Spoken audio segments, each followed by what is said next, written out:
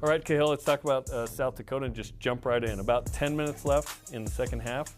They hit a three-pointer that puts them up 21 at this point, a game high.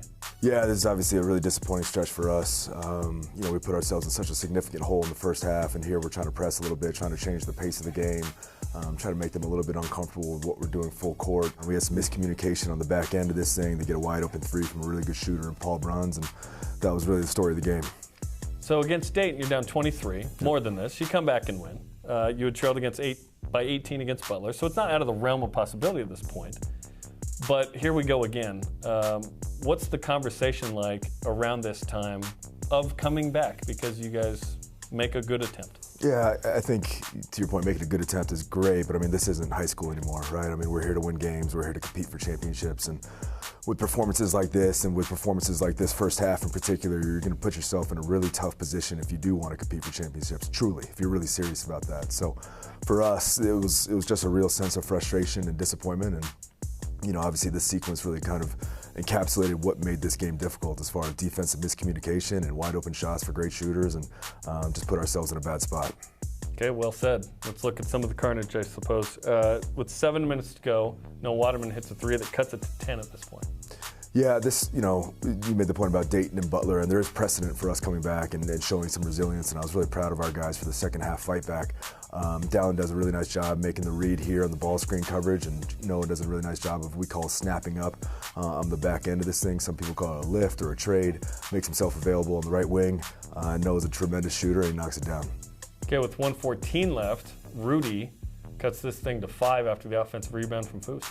Yeah, this is an awesome job by Foose. Foose creates contact early on the offensive glass, secures the offensive rebound, and then feels the pressure from the collapsing defense and kicks it out to the corner to a wide open shooter. And Rudy's shown the capability throughout his career to be a really high-level shooter as well. And fortunately for us, he shot it with confidence and knocked it down. At this point, down 5. It was 21 9 minutes ago. You feeling like, hey, we're going to do this again? Yeah, that's certainly the hope. I'm not thinking too much of big picture. I'm just thinking about play by play by play, right? So how can we get a stop on this next possession, which is those stops and stringing together stops, stacking together stops has been so elusive for us. We did a much better job in the second half. But that was really just the thought process. Okay, how can we get a stop or a turnover on this next possession to put ourselves in a position to tie this game? Okay, later, Dallin Hall. This felt like Idaho State, but with a screen and roll here with Foose. He gets an and one and trims this thing to 3. Yeah, Dallin did a fantastic job, especially in the second half, really kind of calming us down, running our offense. He made us look a lot more like us, right? He did an awesome job of replicating what BYU basketball is supposed to look like from the point guard position, utilizing ball screens, involving the teammates, hitting the roll, hitting snaps.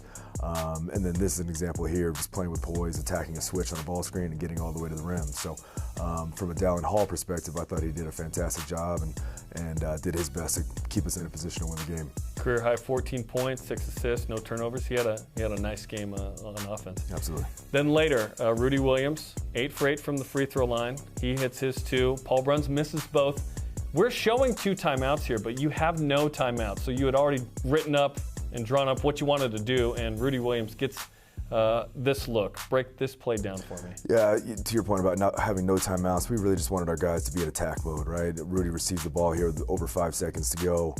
Plenty of time for him to get downhill, and with Foose setting this drag ball screen, we really wanted to kind of give him the opportunity to get downhill, get in the painted area, maybe draw a foul, maybe be a little bit more aggressive getting to the basket.